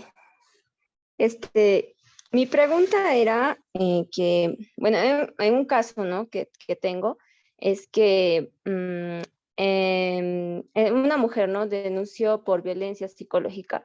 También se ha dado, ¿no? la violencia patrimonial porque su ex conviviente pues había sacado las cosas del hogar, ¿no? Y también, o sea, cosas como ollas, plancha, televisor, inclusive, ¿no? Hasta el carro que habían comprado, moto y así, ¿no? Entonces, ¿qué pasa, no? Ya ella ha ido pues a poner su denuncia y todo, pero su ex conviviente pues ha dicho que, o sea, no tiene ningún vínculo con ella, ¿no? Pese a que en sí la casa donde ellos también convivían lo habían comprado ambos, ¿no? Pero él dijo en su declaración que ella pues solo era una amiga, ¿no? Y así, ¿no? Bueno, ahorita está, ahí se quedó, ¿no? Recién van a ir a dar a su declaración a la fiscalía, entonces, mi pregunta es, ¿no? ¿Cómo, cómo podría yo hacer que se pueda probar, ¿no? Que no es un amigo, sino es, o sea, no es su amiga, ¿no? Sino sí han convivido, ¿no? Eso. Bueno, en realidad, para que la unión de hecho, porque eso se llama en doctrina unión de hecho, tenga efectos jurídicos, tienen que cumplir con 3 requisitos fundamentalmente. Bueno, en realidad, el artículo 326 del Código Civil define lo que es la unión de hecho propia. Una unión de hecho propia genera efectos jurídicos, más en aspectos patrimoniales, ¿no? Por ejemplo, o sea, tenemos nosotros, en primer lugar, bueno, estamos hablando que hay heterosexualidad, para que se constituya una unión de hecho con efectos jurídicos. Lo segundo es que no existan impedimentos matrimoniales. Bueno, no han habido impedimentos matrimoniales, no sé. Si el hombre era un hombre casado y ella estaba casada, si había algún impedimento matrimonial, entonces no se constituye unión de hecho. Lo tercero es justamente la convivencia y la apariencia matrimonial, o sea, en otras palabras, la convivencia lleva a la apariencia matrimonial. Quien los vio a ellos en todo este tiempo, de repente los vecinos, podrían jurar que eran un matrimonio. ¿Cuánto tiempo? ¿Usted sabe cuánto tiempo han convivido? Tienen que compartir un domicilio, ¿ah? Han ¿Han compartido convivido domicilio? 7 años, ajá, sí, o sea, Oh, claro, ¿no? Sí, ya, han entonces, compartido también. ya, entonces mire, ahí lo que tendría que hacer ella es justamente probar la existencia de un domicilio común, justamente el hecho de, por ejemplo, el domicilio que ha aparecido todo este tiempo en el DNI de ambos han compartido domicilio, ¿no? A su vez también testigos, personas, vecinos que han tenido oportunidad de verlos, han tenido hijos también, me imagino, ¿no? ¿O no? No es Al necesario que respecto hayan de los tenido, hijos, no han no es procreado hijos. necesario que hayan tenido hijos, no es necesario. ¿No? Pero bueno, en todo caso, justamente acá lo fundamental es probar la apariencia matrimonial. No hay impedimentos, ha sido mayor de 2 años, hay que iniciar un proceso judicial de reconocimiento de la unión de hecho, ¿no? Y para que se constituya una sociedad de gananciales. Porque mire usted, un tema importantísimo es que acá ha habido una unión de hecho propia que solamente requiere de reconocimiento judicial para que se dé origen a una sociedad de gananciales en donde hay bienes comunes. En todo este tiempo han habido bienes comunes. Y por lo tanto, él no puede hablar de que solamente ha sido una relación fugaz, ¿no? Porque claro, él sabe muy bien todos los efectos patrimoniales que esto puede originar, ¿no?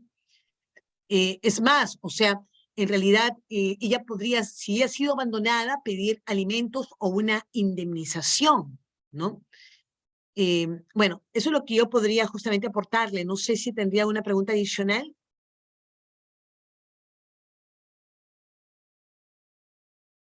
Ah, sí, doctora, gracias. No, solo eso, no, bueno, el agresor, ¿no? Se podría decir, el agresor, bueno, ella no sabía, ¿no? Que ya había puesto su retiro, sino que como ya de tiempo él no llegaba a casa, entonces ella viene a consultar, ¿no? Y dice, pues, ¿no? ¿Qué hago, no? Entonces, ese día que vino, al día siguiente, no sé cómo, pues, ¿no? Y al día siguiente ya las cosas se lo había llevado así como sorpresivamente. Entonces ya pues ella puso la denuncia y eso. Pero pues, sí, muchas gracias, doctora, por su respuesta. Muchas gracias. No, muchas gracias a ustedes. Están muy interesantes sus aportes. Doctora, buenas noches. Me Buenas gustaría noches. hacer ¿Cómo una no? Adelante, consulta. Sobre adelante, por todo favor. es, doctora, cómo proceder en el caso que tengo aquí, ¿no? Bueno, la señora se encuentra ya prácticamente en abandono, porque ya su pareja lo abandonó. y presenta un leve desequilibrio emocional. Perdón, Entonces, pareja, cónyuges, cónyuges, convivientes, cónyuges, convivientes, la así, abandonó. pero Él no hay hijo abandona. de por medio. Sí, está. Entonces, no sé cómo proceder en ese aspecto. Digamos, se la remito a la policía o al SEM, no, o sea, A ver, ¿cómo perdón, proceder? ¿podría, Es podría esto. un poquito volverme a decir un poquito más el caso, por favor? ¿Podría repetir lo que me dijo? Ya, doctora, tengo un caso donde hay una señora que ha sido ya, se ha evidenciado y que está abandonada, ¿no? Ya la señora ya se alejó del hogar donde vivía con su expareja, puesto que ya ella presenta, ¿no? Un desequilibrio emocional. Y ahorita, ella ya prácticamente está viviendo en el monte, te hablo de la selva, ya en el monte, ¿no? Entonces, sí ha visto en primera instancia las autoridades del lugar y ahora por intermedio de la municipalidad también estamos interviniendo. Hoy día, justamente, este caso lo presentaron como si fuera salud mental, ¿no? Un caso de salud mental. Pero, sin embargo, hoy día me acerqué ya con la psicóloga del centro de salud para determinar, ¿no? Si es un caso de emocional o si hubo violencia, ¿no? En ese hogar, producto de qué, por qué está la señora en esa situación. Entonces le llevé, pero estoy un poco desorientada en el aspecto de cómo proceder ahorita, a dónde la remito, porque no tiene un familiar cercano, indica que tiene un hermano en Huancayo, y aquí solamente pues a la expareja que ella tenía, ¿no? Y aduce de que ya es años que está en esa situación, que su esposo es el que le agredía, no sé, ¿no? Así. Y de pronto un poco que muestra un poco de desequilibrio emocional, como que, pero está dentro de sus razones, ¿no? Entonces el tema es en sí, ¿cómo podría yo canalizarlo o remitirlo hacia qué entidad, ¿no? Hacia dónde voy directamente, porque a veces dicen, no, ya, la municipalidad que se encarga, pues es un caso social, sí es un caso social, pero ¿cómo proceder? Pero bueno, le digo un poquito aquí en mi zona, en mi distrito, había estrategia rural, Aurora, pero ahorita no hay, no está cerrado, no hay oficina, no hay profesionales que están en esa área. Entonces solamente estamos la municipalidad, bueno, Policía Nacional, Juez de Paz, ¿no? Y Centro de Salud. Bueno, lo poco que hice hoy día tal vez es para así, que le he llevado porque la señora se opone a traerla, por ejemplo, no, se opone rotundamente. Entonces, le llevé hoy día yo a la psicóloga para que me pueda ver, ¿no? Si es un caso de salud mental o es otro, ¿no? Otro tipo que debemos tratarla a ella. Entonces, no sé, ahora lo que me gustaría saber en este caso, ¿cómo proceder? ¿Hacia dónde Una la pregunta, llevo? hace cuánto tiempo la señora ha sido abandonada? Mm, ya, ahora indican, justo hoy día que estuvo el teniente gobernador de ahí, me dice que ya la señora está años, digamos, presentando ese estado Continúa emocional. casada, ¿no? Ella está No, casada, ya no, ¿no? ya no, ya su expareja incluso ya tiene otra pareja y tiene 2 niños, ¿no? De 2 añitos y de 1. Entonces, ella es como que hoy día he visto también, como que vive aferrada a él y él indica, ¿no? Que mi esposo o que él se ha comprometido para siempre conmigo, así, tiene que cumplir, o algo así, ¿no? Entonces, como que también hay Hay una dependencia. figura muy interesante que es bueno que la conozcamos, que es la de la figura del artículo 350 del Código Civil. El artículo 350 del Código Civil nos plantea que cuando hay divorcio, el juez y encuentra una situación en la cual la cónyuge justamente está en una situación que no puede valerse por sí misma, el cónyuge divorciado tiene que pasarle alimentos. ¿No? Ya. Es un tema interesante, pero claro, o sea, en realidad eso tendría que haberse visto al momento del divorcio. No sé cómo se divorciaron, no sé. Sería bueno que usted pueda constatar si efectivamente ha habido divorcio, porque podría ser que el señor sencillamente se fue, está conviviendo con otra persona, ¿no? Y no se ha divorciado.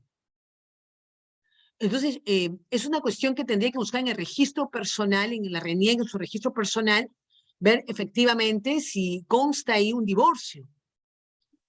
Porque si no fuera así, como le digo, en primer lugar ella tendría derecho a alimentos, ¿no? Eso sería lo primero. Ella tendría derecho a pedirle alimentos. No importa que él tenga 2, 3, 4 hijos, eso no interesa, porque ella sigue siendo cónyuge. Entonces, eso es un tema fundamental, ¿no?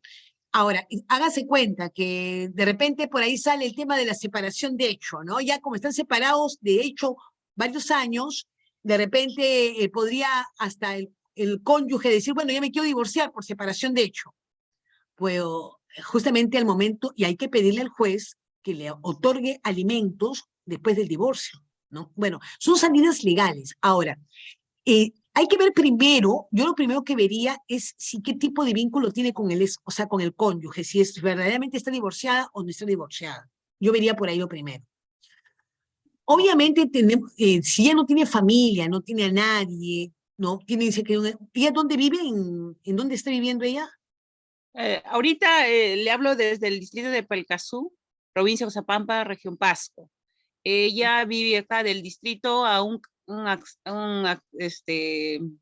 anexo que se llama TAS, ¿no? Estamos hablando de la zona rural. Entonces, está alejado. Habría que ver en qué medida se puede dar aplicación a lo que es el decreto legislativo 1384, que tiene que ver de personas con discapacidad. Hoy en día las personas con discapacidad reciben atención de lo que se llaman apoyos. O sea, hay que buscar si alguien, ¿no? De alguien, una amistad, una persona que le tenga aprecio, puede ser nombrado como un apoyo para ella, para poderla, como dice el término, poderla ayudar al ejercicio de sus derechos y una vida digna, ¿no? Si tiene que recurrir a una entidad de beneficencia, lo puede hacer con el soporte de una persona que ha sido nombrada, ¿no? Notarialmente, ¿no? Justamente como su apoyo. Esos son los mecanismos legales que en realidad tenemos para poderle brindar soporte a esta señora. Porque la violencia psicológica, ¿no? Ahora sí, la violencia psicológica, que sufrió o no sufrió, en realidad para poder vincular la violencia psicológica con el daño psíquico, tiene que hacerse la denuncia de manera inmediata, porque si no puede atribuirse a que la demencia que está viviendo esta señora puede ver con un deterioro de su salud mental y no por un tema de violencia psicológica, cuestión que también habría que buscar detectar, conocer, ¿no? ¿Cuál es el origen de esta situación que vive la señora, ¿no? Listo, doctora, gracias. Sí, justo hoy día me acerqué personalmente, pude constatar que la señora ya pues está, digamos, en total abandono. Bueno, indican los pobladores de ahí que ya la señora viene hace 2 años, para ser más exacto, en ese cautiverio, de una vida no digna, obviamente, porque si la describo en la condición que está, pues va a ser bastante caótico y triste, ¿no? Sí, es cierto. Entonces, ahorita lo que yo he visto, bueno, he determinado, ¿no? Y lo que voy a esperar es el informe del área de psicología, que he recurrido al centro de salud, entonces, de acuerdo a ello, ver hacia ahora, hacia dónde me voy, de acuerdo a ello, ¿no? Pero según los informes preliminares me indica, bueno, que aquí más que hay una violencia o un desequilibrio emocional leve, al margen que está, pero la señora está en sus razones, ¿no? Ya no se puede movilizar porque ya ella presenta un estado de desnutrición y todo está bien delgada, ya no se puede parar, entonces,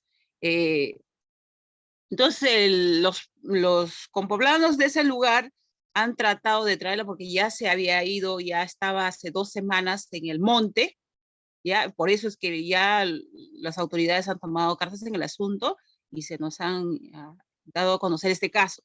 Entonces, Claro. ya, la acción inmediata fue que por lo menos hacerle un techo, bueno, con plástico y tenerla ahí, porque ella no quiere ir, no quiere ir al domicilio de nadie, simplemente ahí y que venga ahí su expareja a atenderla. así, ¿no? Indica, ella Por eso, así. es importante conocer qué vínculo tiene. Si tiene vínculo o no tiene vínculo jurídico. Si es su expareja o verdad, y puede ser su expareja, pero puede seguir siendo su cónyuge. Eso hay que averiguarlo. Listo. Ya, doctora, voy a ver ese caso, sí. Es bastante, Bastante bastante complejo. Sí. complejo porque tengo que ver por un lado, bueno, ya está presentando el estado de desnutrición, le digo, ¿no?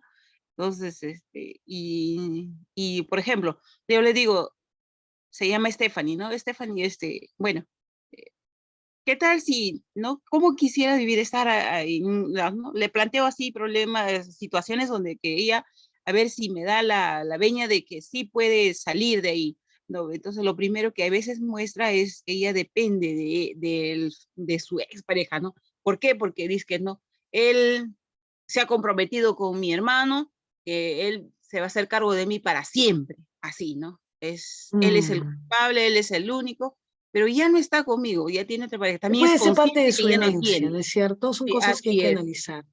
Entonces, ese es un caso que, ¿verdad? Es complejo, pero voy a acudir de esa forma, es lo que estaba pensando, cómo acudir, hacia dónde voy, porque a veces vienen y dicen, no, bueno, la municipalidad es responsable de ver eso, que la municipalidad por acá, que por aquí, ¿no? Entonces, a veces no es que digamos, no somos ajenos a ello, claro está, pero hay que ver la mejor, o la mejor manera de proceder frente a ello. Eso es lo que estaba consultándole, doctora. Más o Claro, menos. en términos jurídicos, porque en realidad yo veo que más es un tema social lo que usted me plantea. En términos jurídicos, lo que yo le puedo indicar es justamente ya, o sea, existe o no la figura de cónyuge. Segundo punto, Ya. la Ujú. normativa habla de cuando nos encontramos frente a situaciones que están en una condición de discapacidad, nombrarles apoyos. Revise usted el decreto legislativo Así es. 1384, ¿no? Pero ya justamente más temas sociales, activar programas sociales, eso justamente finalmente va a depender mucho del servicio que se brinde a nivel de municipio, como usted bien lo plantea, ¿no? Muy bien, yo tengo que avanzar en estos Gracias, momentos. doctora. No, qué ocurrencia, gracias a usted por su participación. Tengo que avanzar un poco con respecto por lo menos a lo que son los instrumentos internacionales. Hemos hablado mucho del Decreto Supremo 004-2020-MIM. Hemos referido justamente a principios, enfoques, tipos de violencia, víctimas, pero también es importante que sepamos que existe normativa internacional y que son tratados de derechos humanos. Los tratados de derechos humanos para nosotros tienen rango constitucional. Es muy importante que sepamos esto. Y en realidad, en el tema finalmente de violencia, hay dos instrumentos jurídicos internacionales importantes, como son la Convención para la Eliminación de todas las formas de discriminación contra la mujer, que es la CEDAW, y es justamente a este comité de la CEDAW que recurrió el caso de Ángela González, que ustedes me preguntaban, y el otro Tratado de Derechos Humanos es la Convención Interamericana para prevenir, sancionar y erradicar la violencia contra la mujer. Esa se llama Convención de Belém do Pará, ¿no? Son dos tratados muy conocidos, internacionales, y que es importante conocerlos porque a veces cuando intervenimos como abogados, también es fundamental que podamos incluirlos como parte de nuestra fundamentación jurídica, porque como les he dicho, tiene rango constitucional.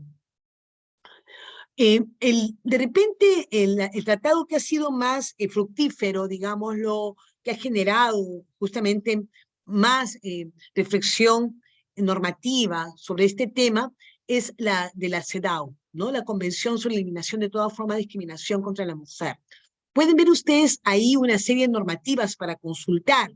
Por ejemplo, el protocolo opcional de la Convención, ¿no? Que es sobre la eliminación de todas las formas de discriminación contra la mujer. Tenemos la recomendación general número 19, vinculada a la discriminación contra la mujer. La recomendación general número 33, sobre el acceso de las mujeres a la justicia. Y la recomendación general número 35, sobre la violencia con razón de género contra la mujer. No son documentos que ustedes fácilmente pueden encontrar en Internet y que puede ayudarles a, como les digo, tener todo el sustento jurídico al momento que ustedes argumentan un escrito. Entonces, con respecto a la CEDAW, ¿no? Habíamos dicho, por ejemplo, lo que es la Recomendación General número 19. Nos dice que la violencia contra la mujer por razón de género es una forma de discriminación que impide el goce de derechos y libertades en igualdad de condiciones, ¿no?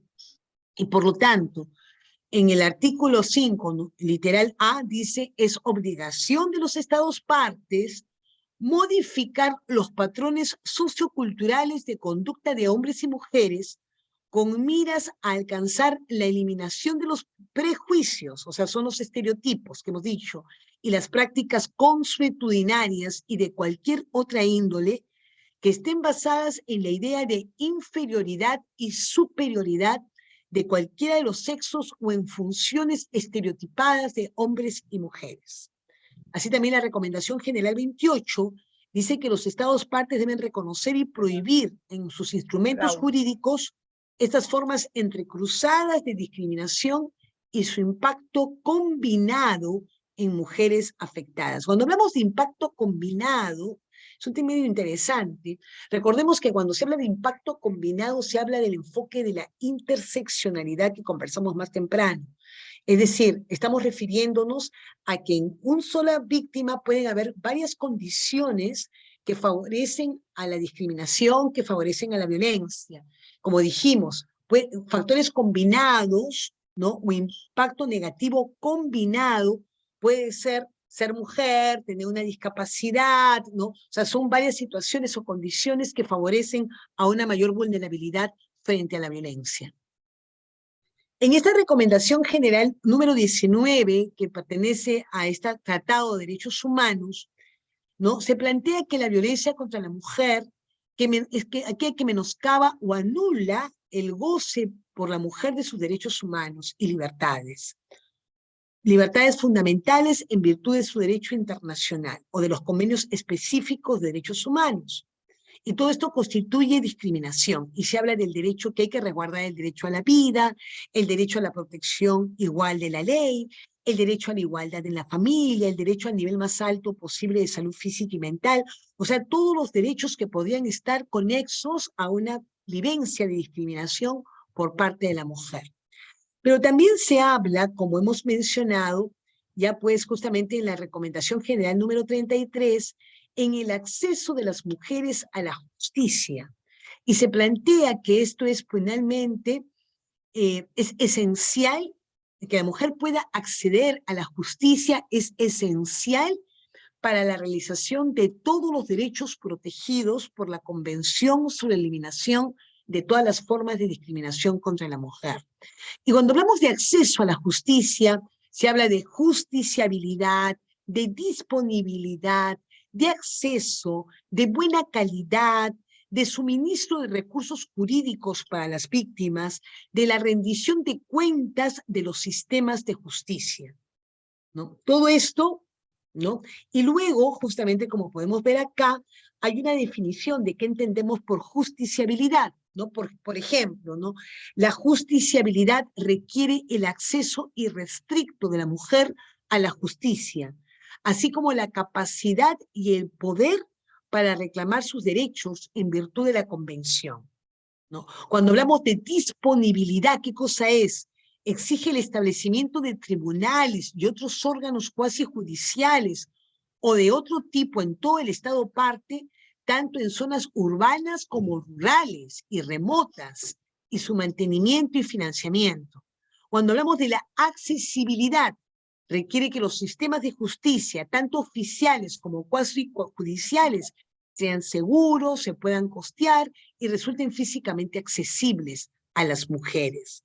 La buena calidad de los sistemas de justicia requiere que todos los componentes del sistema se ajusten a las normas internacionales de competencia. Entonces ven ustedes cómo hay una serie justamente de lineamientos.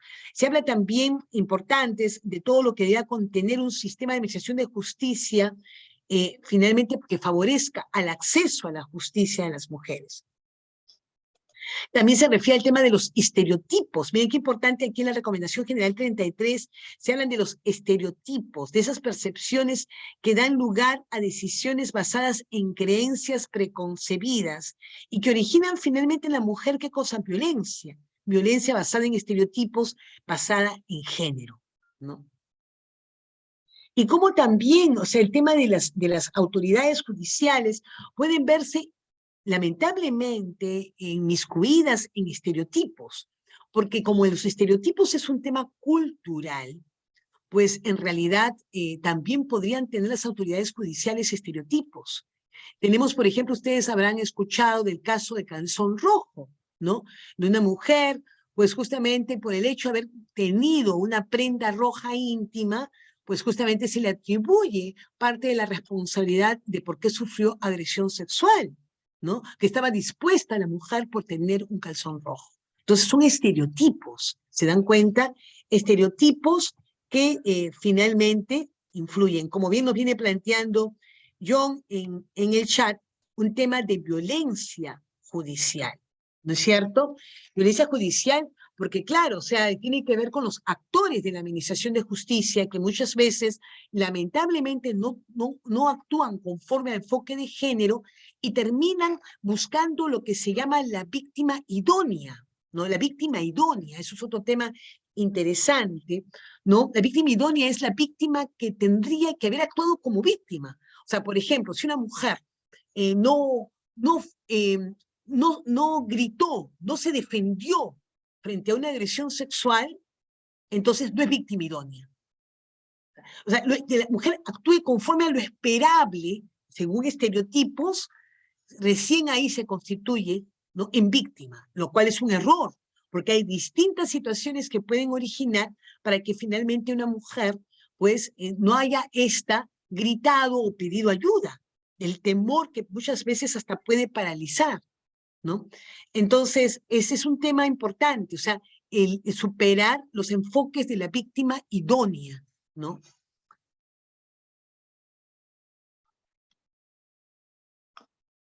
También, bueno, en realidad, como ven ustedes aquí en esta recomendación, pues también se refiere al tema con respecto a cómo los estereotipos entonces distorsionan las percepciones y dan lugar a decisiones por parte de la autoridad judicial, ¿no? Basadas normalmente en creencias.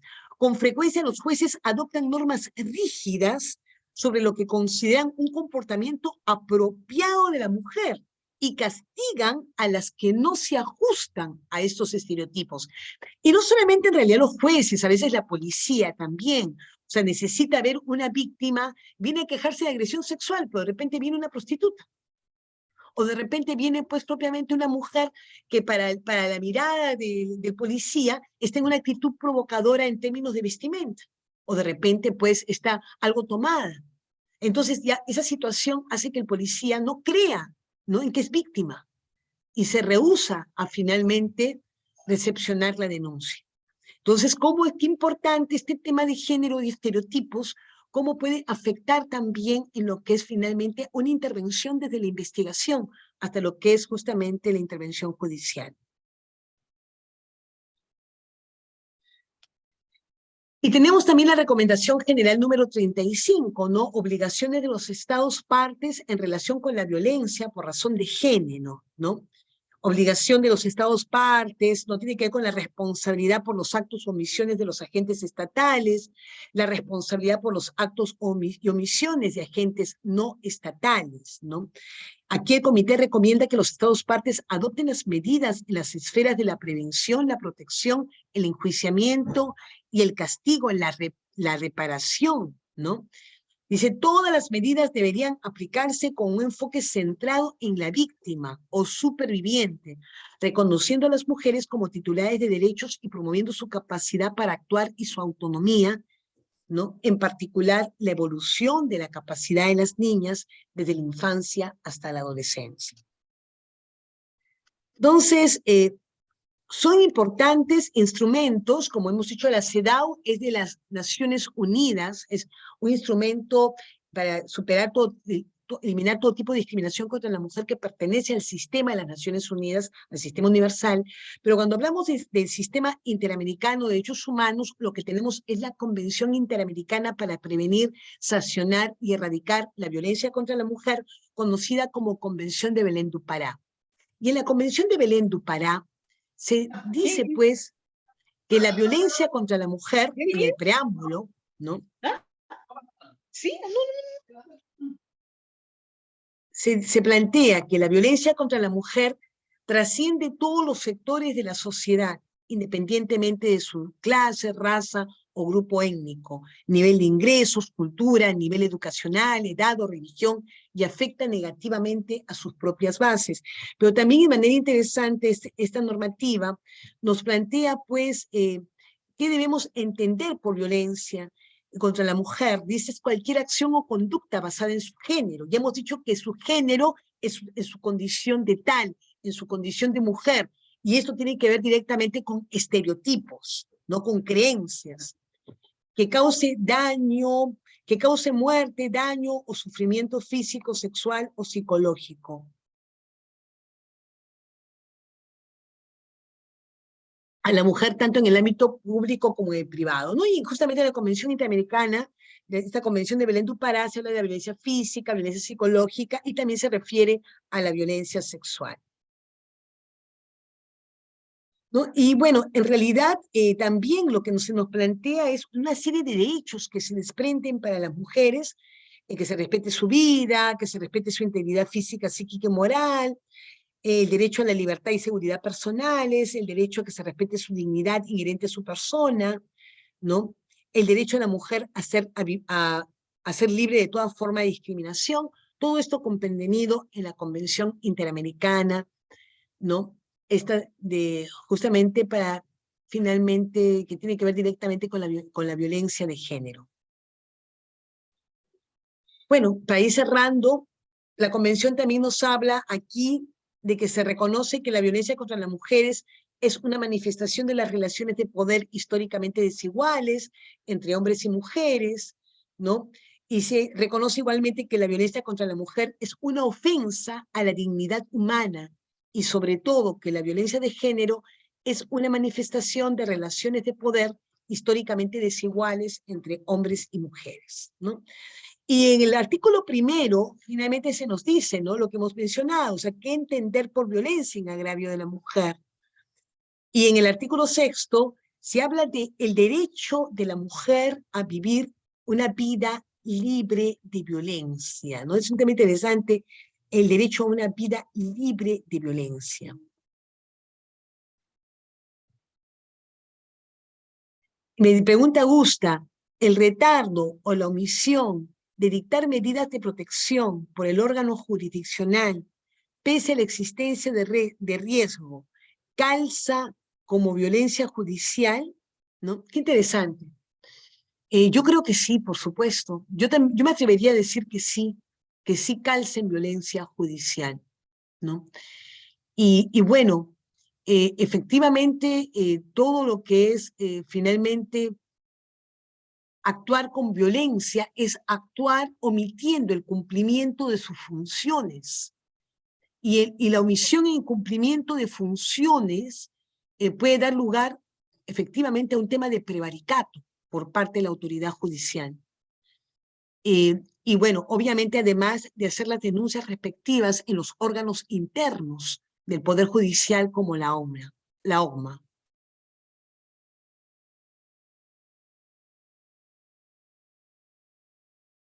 Muy bien, entonces,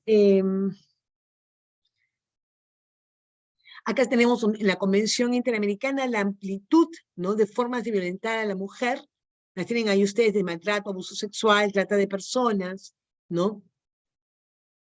También un tema importante es las obligaciones de los estados, como continuamente acá se plantea el requerimiento, lo que conversamos más temprano, el estado debe actuar con la debida diligencia en lo que es prevenir, investigar y sancionar. O sea, todo lo que es violencia judicial, como lo estamos viendo, en realidad es una omisión a la actuación conforme a una debida diligencia. O sea, hay un incumplimiento de la debida diligencia del Estado a partir de los órganos judiciales. Y esto, pues, efectivamente debemos encontrar mecanismos bastante efectivos para poderlo sancionar. Muy bien, yo agradezco bastante su atención. La última parte de repente hemos corrido un poquito, pero creo que es importante que no olvidemos entonces que dentro del sistema internacional y que refiere al resguardo de la mujer dentro de un contexto de violencia, son estas dos normas, ¿no? Una del sistema universal, ¿no? Que tiene que ver con la eliminación de todo tipo de discriminación contra la mujer, conocido en su sigla, la CEDAW, y finalmente la otra que pertenece al sistema interamericano, regional, que es la Convención de Belén do Pará, que tiene que ver con justamente combatir todo tipo de violencia de género en agravio de la mujer. Para mí ha sido un gusto verdaderamente compartir con ustedes. Espero que tengamos otra oportunidad de reencontrarnos y desearles el mayor de los éxitos en este curso que ustedes han iniciado sobre el tema de violencia familiar. Gracias por su atención. Agradecer nuevamente a CEFOCAT y hasta una próxima oportunidad. Cuídense mucho. Muchas gracias, Gracias, doctora. doctora Violeta, por la excelente Gracias, doctora. disertación del día de hoy. Agradecemos que nos haya acompañado en esta primera sesión de este nuevo diplomado y esperamos contar con su participación en los próximos eventos académicos. Muchas gracias, doctora. Yo encantada. Muchas gracias. Hasta luego. Y bien, vamos a finalizar